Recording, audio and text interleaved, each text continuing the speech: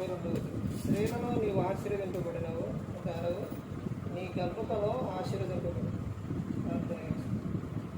పరలోకమందున్న మా తండ్రి, పరిశుద్ర ప్రేమ గల తండ్రి, గొప్ప తండ్రి, గొప్ప తండ్రి, అయా మీ ప్రియకుమారుడు యేసుక్రీస్తు ప్రభువారి ద్వారా కృతజ్ఞతాస్తుతులు చెల్లిస్తున్నాము నాయన. కూడికంతట్లో మీరు నడిపించండి, వాక్యం బోధించండి. లోక సంబంధమైన జ్ఞానంతో కాకుండా మీ జ్ఞానంతో మాట్లాడే వాక్యం దయచేస్తారని కోరుకుంటున్నాను. యేసుక్రీస్తు నామమున వేడుకుంటున్నాం తండ్రి, ఆమేన్. ప్రభువైన యేసుక్రీస్తు నామములో హృదయపూర్వక వందనాలండి. దేవుని కుమారుడు యేసుక్రీస్తు ప్రభువారి లోకానికి వచ్చిన తర్వాత పరలోక రాజ్యం సమర్పిస్తుంది కనుక మారు మనసు పొందమని ప్రకటింప మొదలుపెట్టారు. అంశం స్త్రీలలో 2 రకాలు. స్త్రీలలో 2 రకాలు. ఏంటి ఆ 2 రకాలు స్త్రీలలో? బైబిల్ గ్రంథం చెప్తున్న విషయం ఏంటంటే, సామెతలు 14వ అధ్యాయం 1వ వచనంలో ఒకళ్ళేమో జ్ఞానం కలిగిన వారు, ఒకళ్ళేమో మూర్ఖులు. ఇదే విషయం మత్తయి గారు రాసిన సువార్త 25వ అధ్యాయంలో ఇద్దరు స్త్రీల గురించి అక్కడ మనకు కనబడుతుంది. ఎవరనంటే ఒకళ్ళు ఎవరంట? బుద్ధి కలిగిన కన్యకలు, ఒకరు బుద్ధి లేని కన్యకలు. ఇలా స్త్రీలలోని 2 విధాలుగా స్త్రీలు ఉంటారు. ఇక్కడ బుద్ధి కలిగిన కన్యకలు ఏం చేశారు? సిద్ధపడ్డారు. బుద్ధి లేని కన్యకలు ఏం చేశారు? సిద్ధపాటు లేకుండా వెళ్ళారు. ఇప్పుడు సిద్ధపడి వెళ్ళిన వారు ఇప్పుడు యేసుక్రీస్తు ప్రభువు రావాలంటే ఆయన ఎప్పుడు వస్తారో తెలియదు, ఎప్పుడు ఈ లోకం విడుస్తుందో తెలియదు. మరి అలాంటి సమయాల్లోని ఇక ఆయన వస్తారులే, ఇక నేను ఆయన నమ్ముకున్నాను, నేను ఆత్మీయం కూడా తీసుకున్నాను, ఇక నేను డైరెక్ట్గా వెళ్ళిపోవడమే అనుకొని ఉంటే ఇక్కడ చెబుతున్న సందర్భం ఏంటి అంటే, ఇదిగో యేసుక్రీస్తు ప్రభువారు ఎప్పుడు వస్తారో తెలియదు కాబట్టి నువ్వు ఎలా ఉండాలంటే సిద్ధపడి ఉండాలి. ఇక్కడ జరిగిన సందర్భం అది. ఏంటి ఆ సందర్భం ఏంటి అంటే, పెళ్లి కుమారుడు అంటే ఎవరు? యేసుక్రీస్తు ప్రభువారు. ఆయన వచ్చే టైం వస్తారు. ఇక వచ్చే టయానికి మనం ఎలా ఉన్నాం? మనం వెళ్ళిపోతాం.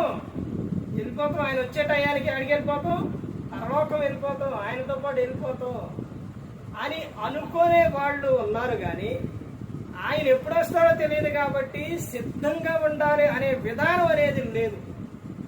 అందుకనే వీళ్ళు 10 మంది వచ్చారు, 5గురేమో సిద్ధపడ్డారు, 5గురేమో సిద్ధపడ్డ వారేమో నా పెళ్లి కుమారుడు చుట్టాన్ని పెళ్లికి వెళ్ళిపోయారు.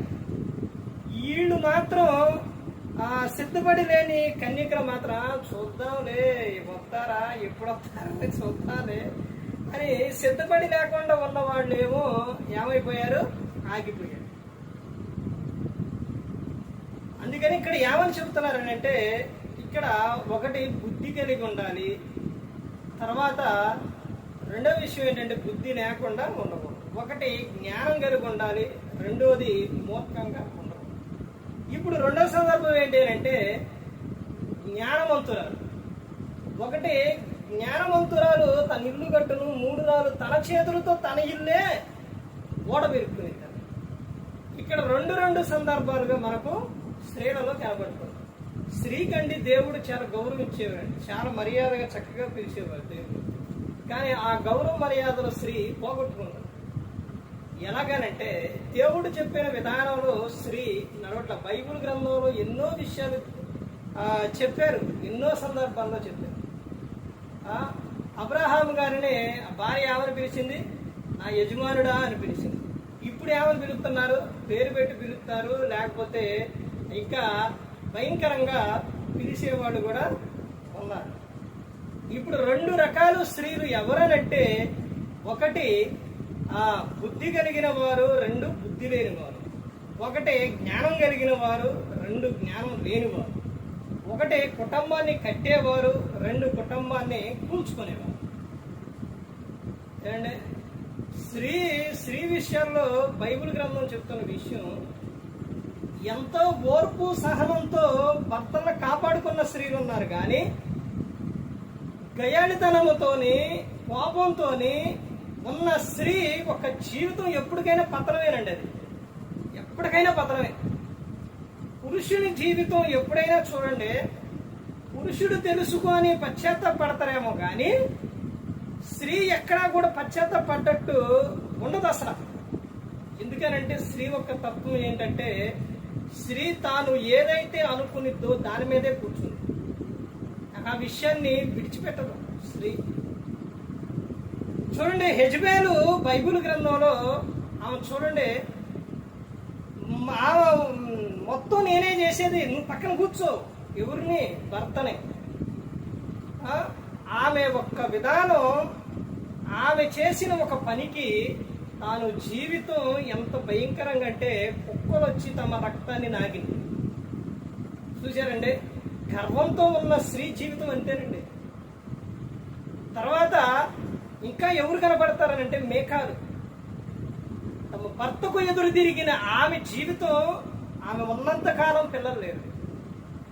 మరి ఈ సందర్భాల్లో చూడండి, మరి దావీదు గారు తప్పు చేశారు, కానీ ఆయన ఏం చేశారు? పశ్చాత్తాపడ్డాడు. పురుషునికి వెంటనే చాలొచ్చింది, వెంటనే ఆయన పశ్చాత్తాపడతారు పురుషుడు. స్త్రీ అలా కాదండి, చాలా క్రూరంగా భయంకరంగా స్త్రీ ఉంటుంది. ప్రేమ కలిగి ఉన్నా అలాగే ఉంటుంది. తాము జీవితంలో పగా ద్వేషాలు పెట్టుకున్నా ఆ విధంగా ఉంటుంది స్త్రీ. తాను ఏదైతే అనుకుంటుందో ఇక ఆ కుటుంబంలో కానీ ఎక్కడైనా కానీ ఆమె మాటే కానీ ఎదుటున్న వారి మాట, ఎదుటున్న వారి సంతోషం ఆమె చూడనే చూడ. దేవుడు పిల్లల్ని బహుమానాలు ఇచ్చినప్పుడు ఆ సందర్భాలు వాళ్ళు కూడా ఈ రోజున ఎక్కడ పడితే అక్కడ తల్లులు పిల్లల్ని ఏం చేస్తున్నారు? అక్ర సంబంధాలు పెట్టుకొని ఆ పిల్లలని చంపేస్తున్నారు. ఏ ఫోన్లో చూసినా, పేపర్లో చూసినా, ఎక్కడ నేను పేపర్ చూడగానండి ఫోన్లో వచ్చేస్తుంటాయి. ఆ తల్లులు ఎంత భయంకరంగా అండి. దేవుడు బహుమానాలు ఇస్తే పిల్లల్ని హింసించే తల్లులు తయారైపోయారు.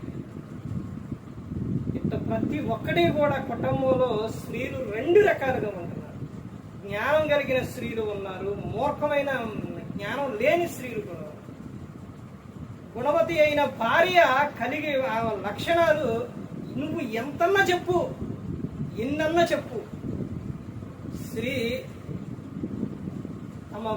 తమ అనుకున్నది మాత్రం చేయాల్సింది. ఒకసారి లోక సంబంధమైన సామెత ఏంటంటే, స్త్రీ అంట నాకెందుకులే అని పురుషుని విషయాల్లో అనుకుంటే, అది గర్ల్ ఫ్రెండ్ అయినా, లేకపోతే వేరే సంబంధం అయినా, లేకపోతే కుటుంబంలోనైనా, ఎక్కడైనా కానీ స్త్రీ నాకెందుకు అనుకుంటే అస్సలు ఇక ఎవరు వచ్చి చెప్పినా ఏందంట. అంత భయంకరం స్త్రీ. మరి అంత ఈ విధానం కాబట్టే కండి ఆదిలోనే మొట్టమొదటిగా జరిగిన విషయం ఏంటి?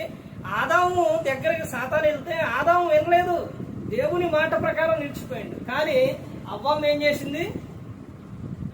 దేవుడు చెప్పిండమ్మా, ఇదిగో ఇలా మనం చేయకూడదని, ఇలా పండు తినొద్దని ఆదంగా చెప్పలేదా? చెప్పారు.